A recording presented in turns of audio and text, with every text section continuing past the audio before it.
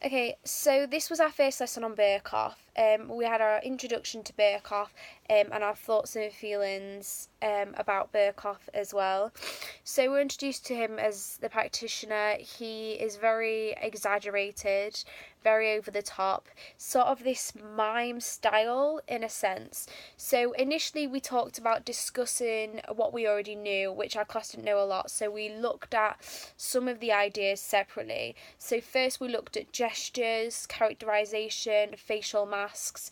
We did a lot of class exercises, like facial masks, where we took off our mask, threw it on someone else's face, and they had to mimic whatever was on your face.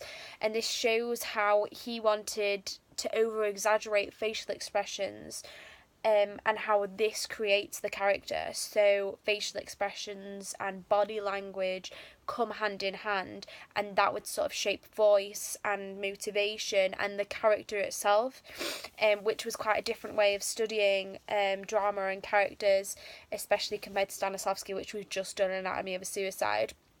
So the facial mask exercise was one showing how you needed to be able to exaggerate your facial expressions so that you could project that onto somebody else and they could also copy it and become that character too. So we looked at the more physical side of it to start off with, doing exercises like distorting our body and creating silly scenarios like first dates, and the whole character that came with it. It's all supposed to be quite funny and comical. At the same time, we were learning about character developments in the different sense that we had before. We weren't thinking about relating to ourselves. We weren't thinking about the emotions. We weren't thinking about personal experiences, or less of all of these Stanislavski's techniques like character super objectives. It was more about like the physicalization of the characters. Now, we'd initially talked about all of this, but then we had to go on to think about the language as well. The language that we did, that we're going to do next, in our West East pieces, and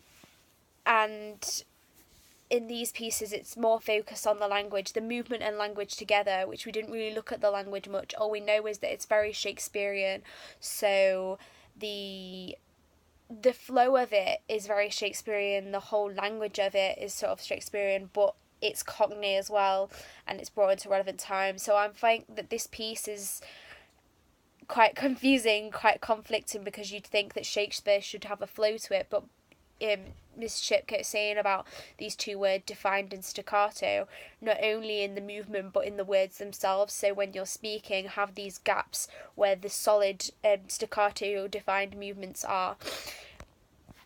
One of the main exercises that we did in this first lesson was laying a table.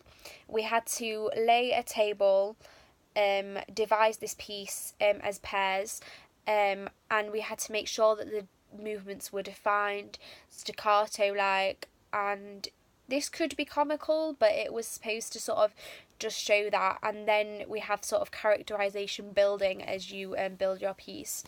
I have a recording of this that I'm going to talk over and evaluate what I learnt from that, but I think for our first look at Birkhoff, he's definitely a more harder practitioner, quite a lot of contrasting ideas, and I think the physicalization is a major part and key of what we're going to have to focus on when doing all our pieces, and when doing this little first introductory duet as well.